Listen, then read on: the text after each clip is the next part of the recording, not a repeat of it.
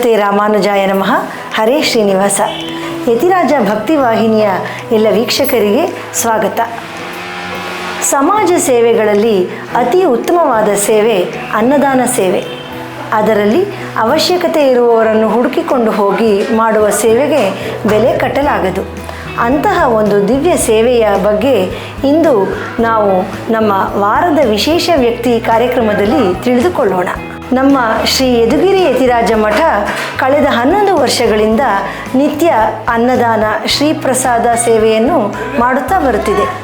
ಅದರಲ್ಲಿ ವಿಶೇಷ ಚೇತನ ಮಕ್ಕಳಿಗೆ ಕಳೆದ 2 ವರ್ಷಗಳಿಂದ ಶ್ರೀಮಠದಲ್ಲಿ ಶ್ರೀ ಲಕ್ಷ್ಮೀ ನರಸಿಂಹಸ್ವಾಮಿಯವರಿಗೆ ನಿವೇದನೆ ಮಾಡಿ ಮಧ್ಯಾಹ್ನದ ಊಟದ ವೇಳೆಗೆ ಪ್ರಸಾದವನ್ನು ಶ್ರೀಮಠದಿಂದ ಪರಮಪೂಜ್ಯ ಶ್ರೀ ಶ್ರೀ ಯದುಗಿರಿ ಯತಿರಾಜ ನಾರಾಯಣ ರಾಮಾನುಜ ಜೀಯರ್ ಸ್ವಾಮಿಯವರು ಸದ್ದಿಲ್ಲದೆ ಕಳುಹಿಸುತ್ತಿದ್ದಾರೆ. ಈ ದಿವ್ಯ ಸೇವೆಯ ಬಗ್ಗೆ ನಮ್ಮೊಂದಿಗೆ ಇಂದು ಹಂಚಿಕೊಳ್ಳಲು ಬಾಲ ಮನೋವಿಕಾಸ ಕೇಂದ್ರ ಶಾಲೆಯ ಪ್ರಾಂಶುಪಾಲರಾದ ಶ್ರೀಮತಿ ಮಾಲಿನಿ ಭಾಗವತ್ ಅವರು ಇದ್ದಾರೆ. ಅವರಿಗೆ ನಮ್ಮ ಹೃತ್ಪೂರ್ವಕ ಸ್ವಾಗತವನ್ನು ಕೋರೋಣ. ನಮಸ್ಕಾರ ಮೇಡಮ್. ಮೊದಲಿಗೆ ತಮ್ಮ ಬಗ್ಗೆ ಹಾಗೂ ತಾವು ನಡೆಸುತ್ತಿರುವ ಈ ಶಾಲೆ ಬಗ್ಗೆ ಸ್ವಲ್ಪ ವಿವರ ತಿಳಿಸ್ತೀರಾ? ಖಂಡಿತವಾಗಿ. ನನ್ನ ಹೆಸರು ಮಾಲಿನಿ ಭಾಗವತ್ ಅಂತ. ನಾನು ಈ ವಿಶೇಷ ಚೇತನರ ಬಗ್ಗೆ RCI ಡಿಪ್ಲೊಮಾ ಹಾಗೂ MA ಸ್ಪೆಷಲ್ BEd ತರಬೇತಿಯನ್ನು ಮುಗಿಸಿ 2006ರಲ್ಲಿ ಈ ಒಂದು ವಿಶೇಷ ಚೇತನರ ಅಭಿವೃದ್ಧಿಗಾಗಿ ಸಹ ಶಿಕ್ಷಕಿಯಾಗಿ ಈ ಒಂದು ವಿಶೇಷ ಶಾಲೆಗೆ ಸೇರ್ಪಟ್ಟೆ. ತದನಂತರದಲ್ಲಿ ನನ್ನ ಒಂದು ಸೇವೆಯ ಒಂದು ಕಾರ್ಯ ಇದೇ ರೀತಿ ಮುಂದುವರಿತಾ ಬಂತು. ಅದೇ ರೀತಿ ಶಾಲೆಯ ಬಗ್ಗೆ ಹೇಳಬೇಕು ಅಂತಂದರೆ 1972ರಲ್ಲಿ ಈ ಒಂದು ಮಲ್ಲೇಶ್ವರಮ್ಮನ ಗಾಂಧಿ ಸಾಹಿತ್ಯದ ಒಂದು ಚಿಕ್ಕ ಸಣ್ಣ ಕೊಠಡಿಯಲ್ಲಿ 5 ಜನ ಮಹಾನ್ ವ್ಯಕ್ತಿಗಳಾದಂಥ ಡಾಕ್ಟರ್ ಕ್ಯಾಪ್ಟನ್ ತಿಮ್ಮಪ್ಪಯ್ಯ, ಅದೇ ರೀತಿ G ರಾಘವ ಅವರು, ಅದೇ ರೀತಿ BK ತಿರ್ಮಲಮ್ಮ ಅಂತ, ಆಮೇಲೆ ಶ್ರೀನಿವಾಸ ರಾವ್ MES ಕಾಲೇಜಿನ ಪ್ರಾಂಶುಪಾಲರು, ಅವರ ಒಂದು 5 ಜನ ಮಹನೀಯರ ಒಂದು ಈ ಒಂದು ಸಮಾಜ ಸೇವೆಗಾಗಿ ಮುಡುಪಾಗಿಟ್ಟಂಥ ಅವರುಗಳು ಈ ಸಂಸ್ಥೆಯನ್ನು 1972 ಫೆಬ್ರವರಿ 25ರಂದು ಅಂದರೆ ಕಳೆದ 54 ವರ್ಷಗಳ ಹಿಂದೆ ಈ ಸಂಸ್ಥೆಯನ್ನು ಸ್ಥಾಪನೆ ಮಾಡ್ತಾರೆ. ಆವಾಗಿನ ಒಂದು ಸ್ಥಿತಿಯಲ್ಲಿ ಮಕ್ಕಳನ್ನು ಕಟ್ಟಾಕಿ ಮನೆಯಲ್ಲಿ ಯಾವುದೇ ರೀತಿ ಶಿಕ್ಷಣ ಸಂಸ್ಥೆಗೆ ಅವರನ್ನು ಸೇರಿಸ್ತಾ ಇರಲಿಲ್ಲ. ಯಾಕೆಂದರೆ ಆವಾಗಿನ ಆರ್ಥಿಕ ಮಟ್ಟ ಇರ್ಬೋದು ಮತ್ತು ಪೋಷಕರ ಒಂದು ತಿಳುವಳಿಕೆ ಇರ್ಬೋದು ಅಷ್ಟೊಂದು ಇವಾಗಿನ ರೀತಿ ಇರಲಿಲ್ಲ. ಆದ್ದರಿಂದ ಈ ಮಹನೀಯರುಗಳು ಈ ಒಂದು ಸಂಸ್ಥೆಯನ್ನು ಹುಟ್ಟಾಕಿರ್ತಾರೆ. ಅದೇ ರೀತಿ ಅಲ್ಲಿಂದ ಇಲ್ಲಿವರೆಗೂ ಕೂಡ ಉಚಿತವಾಗಿ ವಿಶೇಷ ಚೇತನರ ಅಭಿವೃದ್ಧಿಗೆ ನಮ್ಮ ಒಂದು ಶಾಲೆಯಲ್ಲಿ ಉಚಿತವಾಗಿ ಎಲ್ಲವನ್ನು ಪಠ್ಯಪುಸ್ತಕ, ಕಲಿಕಾ ಸಾಮಗ್ರಿ, ಅದೇ ರೀತಿ ಫಿಸಿಯೋಥೆರಪಿ ಇರ್ಬೋದು, ಆಮೇಲೆ ಭಾಷಾ ಒಂದು ಸಂವಹನ ಕ್ರಿಯೆ ಇರ್ಬೋದು, ಅಂದರೆ ಭಾಷಾ ತರಬೇತಿ ಇರ್ಬೋದು, ಆಟೋಟ ಸ್ಪರ್ಧೆಗಳಿಗೆ ತಯಾರು ಮಾಡೋದಿರ್ಬೋದು, ಕಲಿಕಾ ತರಬೇತಿ ಇರ್ಬೋದು, ಅಂದರೆ ಅವರ ಒಂದು ಜೀವನಕ್ಕೆ ಬೇಕಾದಂಥ ಎಲ್ಲ ರೀತಿಯ ಕೌಶಲ್ಯಗಳನ್ನು ಓದು ಬರಹ ಅವರಿಗೆ ಅರ್ಥ ಆಗದೆ ಇದ್ದಂಥ ಮಕ್ಕಳಿಗೆ ಈ ಒಂದು ಸಮಾಜದಲ್ಲಿ ನಿಮ್ಮ ಥರ ಅವರು ಜೀವನವನ್ನು ನಡೆಸಬೇಕು ಅನ್ನೋದೇ ಒಂದು ಮಹತ್ವದ ಉದ್ದೇಶ. ಆ ಉದ್ದೇಶವನ್ನು ಇಟ್ಕೊಂಡವನು ಈ ಸಂಸ್ಥೆಯನ್ನು ಸ್ಥಾಪನೆ ಮಾಡಿದ್ದಾರೆ. ಇವತ್ತಿಗೆ ಬೆಂಗಳೂರಂಥ ನಗರದಲ್ಲಿ ಒಂದು 300 ಶಾಲೆಗಿಂತ ಹೆಚ್ಚಿಗೆ ಇರ್ಬೋದು. ಆದರೆ ನಮ್ಮ ಬಾಲಮನೋವಿಕಾಸ ಕೇಂದ್ರದಲ್ಲಿ ಯಾವುದೇ ಒಂದು ರೂಪಾಯಿ ಕೂಡ ಅವರಿಂದ ಮಕ್ಕಳಿಂದ ಸಹಾಯವನ್ನು ತಗೊಳ್ಳದೆ ಕೇವಲ ದಾನಿಗಳಿಂದ ಇದನ್ನು ನಡೆಸ್ಕೋತಾ ಬಂದಿದ್ದೀವಿ. ಅದರಿಂದ ಒಂದು ಬೆಂಗಳೂರಲ್ಲಿ ಇದು ಒಂದೇ ನಮ್ಮ ಒಂದು ಶಾಲೆ ಆ ಥರ ಅಂತ ನಾನು ಹೇಳೋದಕ್ಕೆ ಅತಿ ಹೆಮ್ಮೆಯನ್ನು ಪಡ್ತೀನಿ.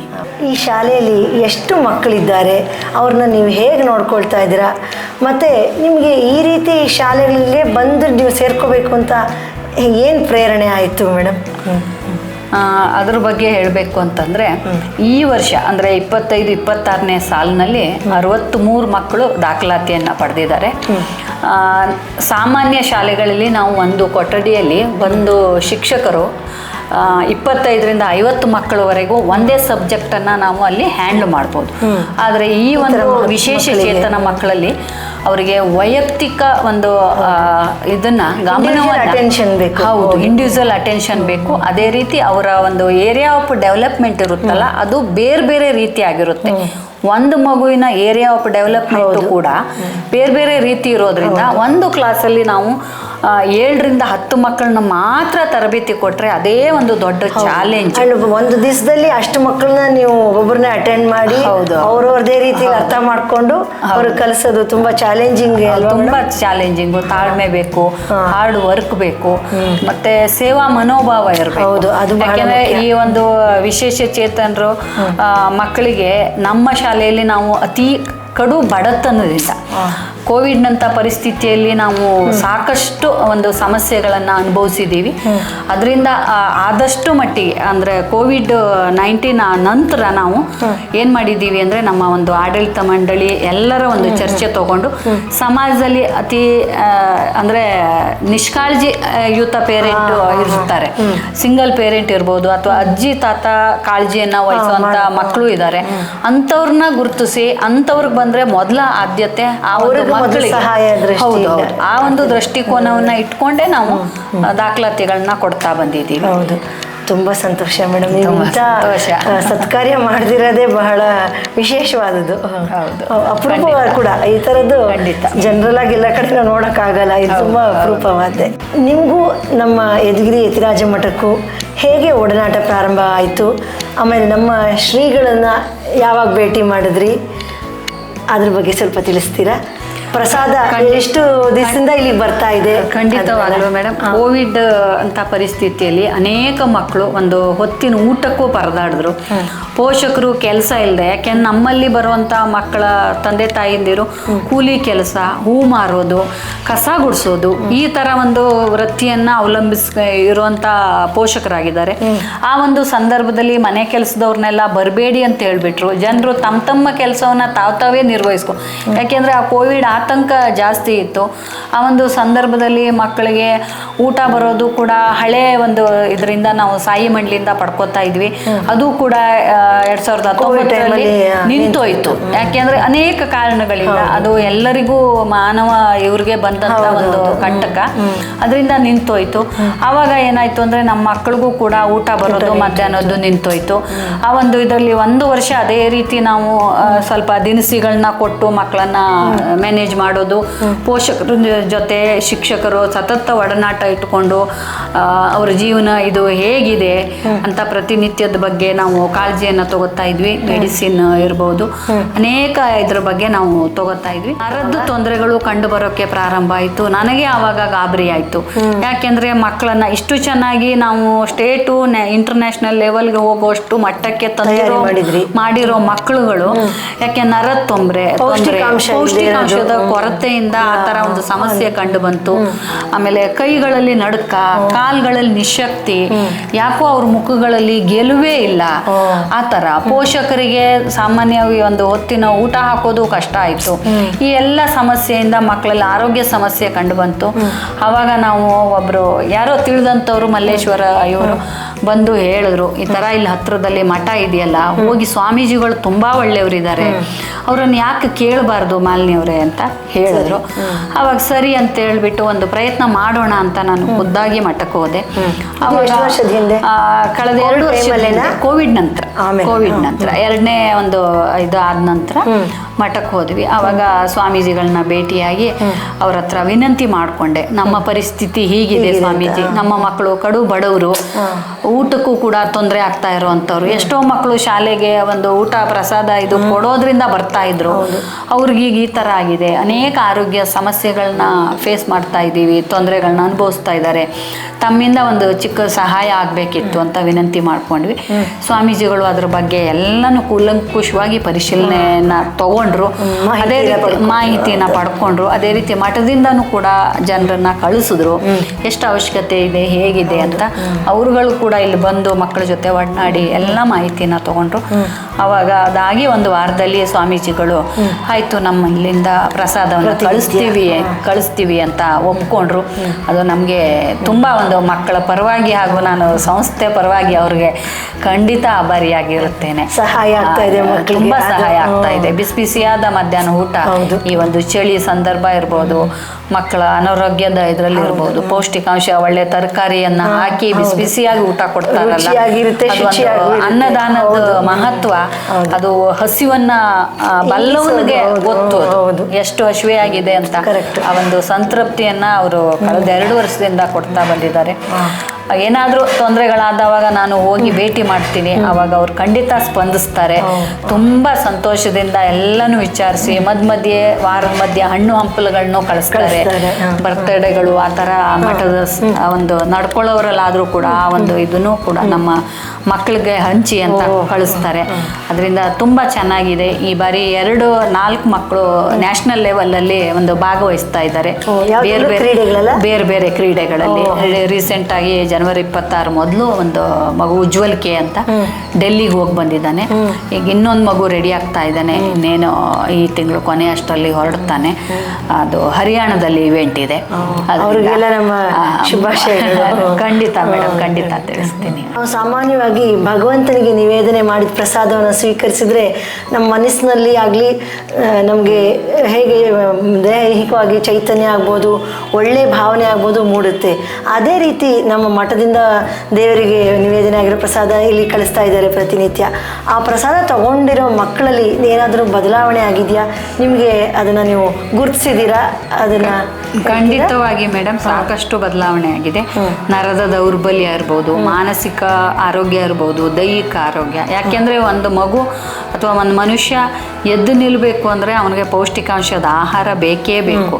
ಆ ಒಂದು ಕೊರತೆಯನ್ನು ನಮ್ಮ ಯದುಗಿರಿ ಯತಿರಾಜ ಮಠದಿಂದ ನೀಗಿಸ್ತಾ ಇದ್ದೀವಿ. ಆ ಒಂದು ಕೊರತೆಯನ್ನು ಬದಲಾವಣೆ ಸಾಕಷ್ಟಾಗಿದೆ. ಯಾಕೆಂದರೆ ನಾನು ಕೋವಿಡ್ನಲ್ಲಿ ಅನುಭವಿಸಿರೋ ಪರಿಸ್ಥಿತಿ, 3 ಹೊತ್ತಲ್ಲಿ ಕೆಲವು ಮಕ್ಕಳು 2 ಹೊತ್ತು ಊಟ ಮಾಡಿರೋದು, ಕೆಲವು ಮಕ್ಕಳು 1 ಹೊತ್ತು ಊಟ ಮಾಡಿ ಅನಾರೋಗ್ಯಕ್ಕೆ ಆ ಒಂದು ವರ್ಷದ ಗ್ಯಾಪಲ್ಲಿ ಅನಾರೋಗ್ಯವನ್ನು ಅನುಭವಿಸಿದ್ದಾರೆ. ಯಾಕೆಂದರೆ ನಾನು ಸಾಕಷ್ಟು ಫಿಸಿಯೋಥೆರಪಿ ಅವ್ರ ಜೊತೆನೂ ಕಾಂಟ್ಯಾಕ್ಟು, ನ್ಯೂರೋ ಡಾಕ್ಟರ್ಸ್ ಜೊತೆಗೂ ಕಾಂಟ್ಯಾಕ್ಟ್ ಮಾಡಿ ಎಲ್ಲ ಕೇಳಿದಾಗ ಅದಕ್ಕಿಂತ ಮಿಗಿಲಾಗಿ ತಂದೆ ತಾಯಿ ಜೊತೆಗೆ ಸಾಮಾನ್ಯ ಅವ್ರ ಜೊತೆಗೆ ಒಂದು ಸಂಪರ್ಕವನ್ನು ಇಟ್ಕೊಂಡಾಗ ಅವ್ರ ಹತ್ರ ನಾನು ಯಾವಾಗಲೂ ಹೇಳ್ತಾ ಇದ್ದೆ, ಕೋವಿಡ್ ಸಮಯದಲ್ಲಿ ಏನು ಧೈರ್ಯವನ್ನು ಕಳ್ಕೋಬೇಡಿ. ಯಾಕೆಂದರೆ ನಿಮ್ಮ ಆರ್ಥಿಕ ಮಟ್ಟ, ನನಗೆ ಪ್ರತಿಯೊಬ್ಬರು ಒಂದು 63 ಮಕ್ಕಳಲ್ಲಿ 50ಕ್ಕೂ ಹೆಚ್ಚು ಮಕ್ಕಳು BPL ಕಾರ್ಡನ್ನು ಹೊಂದಿದವರಿದ್ದಾರೆ. ಆ ಒಂದು ಸಂಗತಿ ಮಕ್ಕಳ ಚರಿತ್ರೆ ನನಗೆ ಗೊತ್ತಿರೋದ್ರಿಂದ ಆ ಮಕ್ಕಳಲ್ಲಿ ಖಂಡಿತ ಬದಲಾವಣೆ ಆಗಿದೆ. ಯಾಕೆಂದರೆ ಈಗ ನಾನು ಉದಾಹರಣೆಗಾಗಿ ರಾಷ್ಟ್ರ ಮಟ್ಟಕ್ಕೆ ಹೋಗ್ತಾ ಇದ್ದಾರೆ ಅಂತಂದರೆ ಎಲ್ಲೋ ನಮ್ಮ ಮಠದ ಒಂದು ಪ್ರಸಾದದ ಒಂದು ಅಂಶ ಅವರಲ್ಲಿ ಆಗಿದೆ ಅಂತ ಬಂದಿದೆ ಅಂತ ನಾನು ಖಂಡಿತವಾಗಿ ಹೇಳಬಲ್ಲೆ. ಆ ಒಂದು ಅವರ ಪೋಷಕರು ನಿಮ್ಮ ಜೊತೆ ಕಾಂಟ್ಯಾಕ್ಟಿಗೆ ಬಂದಾಗ ಅವ್ರಿಗೇನಾದರೂ ಬದಲಾವಣೆ ಕಂಡಿದೆಯಾ ಮಕ್ಕಳಲ್ಲಿ? ಇಲ್ಲಿ ಬಂದು ಈ ಪ್ರಸಾದಗಳ ತಗೊಂಡ್ಮೇಲೆ ಮೊದಲು ಅವ್ರು ಹೇಗಿದ್ರು ಮಕ್ಕಳು, ಇವಾಗ ಇಲ್ಲೆಲ್ಲ ಹೇಗಾಗಿದ್ದಾರೆ, ಅವ್ರೇನಾದರೂ ನಿಮಗೆ ಫೀಡ್ಬ್ಯಾಕ್ ಕೊಡ್ತಾರಾ? ಖಂಡಿತ ಮೇಡಮ್, ಫೀಡ್ಬ್ಯಾಕ್ ನಾವು ತಗೋತಾ ಇರ್ತೀವಿ. ಯಾಕೆಂದ್ರೆ ಮಕ್ಕಳದ ಆರೋಗ್ಯವನ್ನು ಕಾಪಾಡೋದು ಮೇನ್ ಉದ್ದೇಶ. ಆರೋಗ್ಯಕರ ಸರಿಯಾಗಿದ್ದರೆ ಉಳಿದ ಒಂದು ಎಲ್ಲ ಚಟುವಟಿಕೆಗಳನ್ನು ನಾವು ಮಾಡೋಕ್ಕೆ ಅನುಕೂಲಕರವಾಗಿರುತ್ತೆ. ಯಾಕೆಂದರೆ ಆ ಮಗುಗೆ ಆರೋಗ್ಯನೇ ಇಲ್ಲ ಅಂದರೆ ಇಲ್ಲಿ ಶಾಲೆಗೆ ಬಂದು ಏನೂ ಪ್ರಯೋಜನ ಇರಲ್ಲ. ಆ ಒಂದು ಇದರಲ್ಲಿ ಹಸಿವೆಯಿಂದ ಇದ್ದಂಥ ಮಕ್ಕಳಿಗೆ ಒಂದು ಹೊತ್ತಿನ ಊಟ ಅವ್ರಿಗೆ ಏನು ಅಂದರೆ ಅತಿ ಅಮೂಲ್ಯವಾದ ಒಂದು ಪೌಷ್ಟಿಕ ಆಹಾರ. ಅದು ಆರೋಗ್ಯಕ್ಕೆ ಬೇಕೇ ಬೇಕು. ಹೌದು. ಮಕ್ಕಳು ಸಾಂಸ್ಕೃತಿಕ ಕಲೆಯಲ್ಲಾಗಲಿ ಅಥವಾ ಕ್ರೀಡಾ ಸ್ಪರ್ಧೆಗಳಲ್ಲಾಗಲಿ, ಹಾಡೋದಿರಲಿ, ಈ ಥರ ಅನೇಕ ಚಟುವಟಿಕೆಯಲ್ಲಿ ತೊಡಗ್ತಾರೆ. ಅದೆಲ್ಲದಕ್ಕೂ ಒಂದು ಪೌಷ್ಟಿಕ ಆಹಾರ, ಚೈತನ್ಯ ಬೇಕು ಅಂದ್ರೆ ಮನುಷ್ಯನಿಗೆ ಆಹಾರ ಬೇಕೇ ಬೇಕು. ಖಂಡಿತ ಅದು ಭಗವಂತನಿಗೆ ನಿವೇದನೆ ಆಗಿ ಬರುತ್ತೆ ಅಂದ್ರೆ ಅದರಲ್ಲಿ ಇನ್ನೂ ವಿಶೇಷ ಶಕ್ತಿ ಇದ್ದೇ ಇರುತ್ತೆ. ಹೌದು. ಬಹಳ ಸಂತೋಷ ಆಯಿತು ಮೇಡಮ್, ನಿಮ್ಮನ್ನು ಭೇಟಿಯಾಗಿದ್ದು ನಮಗೆ ತುಂಬ ಒಳ್ಳೆ. ಈ ಕಾರ್ಯಕ್ರಮ ನಡೆಸೋಕೆ ಸಹ ತುಂಬ ಜನಕ್ಕೆ ಇದು ಸ್ಫೂರ್ತಿ ಆಗುತ್ತೆ. ಆ್ಯಂಡ್ ನೀವು ನಡೆಸ್ತಾ ಇರೋ ನಿಸ್ವಾರ್ಥ ಸೇವೆಗೆ ನಮ್ಮ ಶುಭ ಹಾರೈಕೆಗಳನ್ನು ತಿಳಿಸ್ತೀವಿ. ನಮ್ಮ ಮಠದ ವತಿಯಿಂದ, ನಮ್ಮ ಪರಮಪೂಜ್ಯ ಶ್ರೀ ಜಿ ಎಸ್ ಸ್ವಾಮಿಯವರ ವತಿಯಿಂದ ಅವರ ಶುಭ ಆಶೀರ್ವಾದಗಳೊಂದಿಗೆ ನಿಮ್ಮ ಈ ಸೇವಾ ಕಾರ್ಯಗಳೆಲ್ಲ ಬಹಳ ಚೆನ್ನಾಗಿ ನಡೀಲಿ ಅಂತ ನಾವು ಪ್ರಾರ್ಥಿಸ್ತೀವಿ ಮೇಡಮ್. ನಮಸ್ಕಾರ. Thank you. ವಂದನೆಗಳು. ನಮ್ಮ ಒಂದು ಶಾಲಾ ಮಕ್ಕಳ ಪರವಾಗಿ ಹಾಗೂ ಪೋಷಕರ ಪರವಾಗಿ ಶ್ರೀಮಠಕ್ಕೆ ನಾವು ಕೂಡ ಆಭಾರಿಯಾಗಿದ್ದೇವೆ. ಈ ಒಂದು ಪ್ರಸಾದ ಇದೇ ಥರ ಸಮಾಜದಲ್ಲಿ ಅವಶ್ಯಕತೆ ಇರುವಂಥ ಎಲ್ಲ ಮಕ್ಕಳಿಗೂ ಸಿಗಲಿ ಅಂತ ಆ ಭಗವಂತನಲ್ಲಿ ನಾನು ಕೂಡ ಪ್ರಾರ್ಥಿಸುತ್ತೇನೆ. ಮತ್ತೊಮ್ಮೆ ಎಲ್ಲರಿಗೂ, ಈ ಭಕ್ತಿ ಚಾನೆಲ್ ವೀಕ್ಷಕರಿಗೂ ಕೂಡ ಮತ್ತೊಮ್ಮೆ ಶ್ರೀಮಠದ ಎಲ್ಲ ಪದಾಧಿಕಾರಿಗಳಿಗೂ, ನಮ್ಮ ಸಂಸ್ಥೆಯ ಪರವಾಗಿ, ಆಡಳಿತ ಮಂಡಳಿಯ ಪರವಾಗಿ, ಮಕ್ಕಳ ಪರವಾಗಿ, ಶಿಕ್ಷಕರ ಪರವಾಗಿ ಅಭಿನಂದನೆಗಳನ್ನು ತಿಳಿಸಲು ನಾನು ತುಂಬ ಸಂತೋಷವನ್ನು ವ್ಯಕ್ತಪಡಿಸ್ತಾ ಇದ್ದೀನಿ. ನಿಮಗೂ ಅಭಿನಂದನೆಗಳು ಮೇಡಮ್, ತುಂಬ ಧನ್ಯವಾದಗಳು. ಧನ್ಯವಾದ. ನೋಡಿದ್ರಲ್ಲ ವೀಕ್ಷಕರೇ, ಸದ್ದಿಲ್ಲದೆ ಮಾಡುತ್ತಿರುವ ಸೇವೆಗಳಲ್ಲಿ ಇಂತಹ ಸಾರ್ಥಕ ಕೈಂಕರ್ಯಗಳನ್ನು ಮಾಡ್ತಾ ಇರುವ ನಮ್ಮ ಪರಮ ಪೂಜ್ಯ ಶ್ರೀ ಶ್ರೀ ಜಿ ಎಸ್ ಸ್ವಾಮಿಯವರು, ಅವರಿಗೆ ನಾವು ಎಷ್ಟು ಪಲ್ಲಾಂಡಗಳನ್ನು ಹೇಳಿದ್ರೂ ಸಾಲದು. ಶ್ರೀ ಲಕ್ಷ್ಮೀ ನರಸಿಂಹಸ್ವಾಮಿಯವರ ಪ್ರಸಾದ, ಶ್ರೀ ರಾಮಾನುಜರ ದಿವ್ಯ ಪ್ರಸಾದವನ್ನು ಮಠದ ವತಿಯಿಂದ ಇಂತಹ ಶಾಲೆಗಳಿಗೂ ಸಹ ಪ್ರತಿನಿತ್ಯ ಮಧ್ಯಾಹ್ನ ಬಿಸಿ ಬಿಸಿ ಊಟ, ರುಚಿಯಾಗಿರೋ ಶುಚಿಯಾಗಿರೋ ಊಟನ ಕಳಿಸ್ತಾ ಇದ್ದಾರೆ.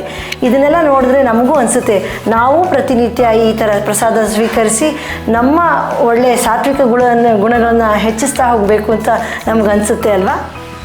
ಪ್ರತಿನಿತ್ಯ ನಮ್ಮ ಮಠದಿಂದ ಮಠದ ಹೊರಗಡೆ ಆಗಬಹುದು, ಎಷ್ಟೋ 300, 400, 500 ಸಂಖ್ಯೆಗಳಲ್ಲಿ ದಿನಾ ಪ್ರಸಾದ ಸ್ವೀಕರಿಸ್ತಾರೆ ಜನರೆಲ್ಲ ಬೇರೆ ಬೇರೆ ಕಡೆಯಿಂದ ಬಂದು. ಅವ್ರ ಮುಖದಲ್ಲಿ ಮೂಡೋ ಸಂತೋಷ ಆಗ್ಬೋದು, ಅವ್ರ ಹಸು ಹಿಂಗಿದಾಗ ಅವರು ತೃಪ್ತಿ ಪಡೋದಿರ್ಬೋದು, ಅಥವಾ ಇಂತಹ ಶಾಲೆ ಮಕ್ಕಳಿಗೆ ಪೌಷ್ಟಿಕಾಂಶದ ಆಹಾರ ತಗೊಂಡ ಮೇಲೆ ಅವ್ರಿಗಾಗಿರೋ ಬದಲಾವಣೆ ಇರ್ಬೋದು, ಅವರಲ್ಲಿ ಬಂದಿರೋ ಉತ್ತೇಜನ ಇರ್ಬೋದು, ಆ ಶಕ್ತಿ, ಪ್ರತಿಯೊಂದು ಸಾತ್ವಿಕ ಗುಣ ಎಲ್ಲದನ್ನು ನಾವು ಇದೇ ರೀತಿ ಕಲಿಬೋದು. ಅಂತಹ ಈ ಬಹಳ ಅಪರೂಪವಾದಂಥ ಅನುಭವಗಳನ್ನು ನಮಗೆ ನೀಡಿದ ಈ ಶಾಲೆಯ ಶ್ರೀಮತಿ ಮಾಲಿನಿ ಭಾಗವತರವರಿಗೆ ನಮ್ಮ ಅನಂತ ವಂದನೆಗಳು. ವೀಕ್ಷಕರೇ, ಮತ್ತೊಂದು ವಾರದ ವಿಶೇಷ ವ್ಯಕ್ತಿಯೊಂದಿಗೆ ಭೇಟಿಯಾಗೋಣ. ಶ್ರೀಮತಿ ರಾಮಾನುಜಾಯ ನಮಃ. ಹರೇ ಶ್ರೀನಿವಾಸ. ಯತಿರಾಜ ಯತಿರಾಜ ಯತಿರಾಜ ಜಯ ಹೋ, ಯತಿರಾಜ ಯತಿರಾಜ ರಾಮಾನುಜ ಜಯ ಹೋ, ರಾಮಾನುಜ ಜಯ ಹೋ.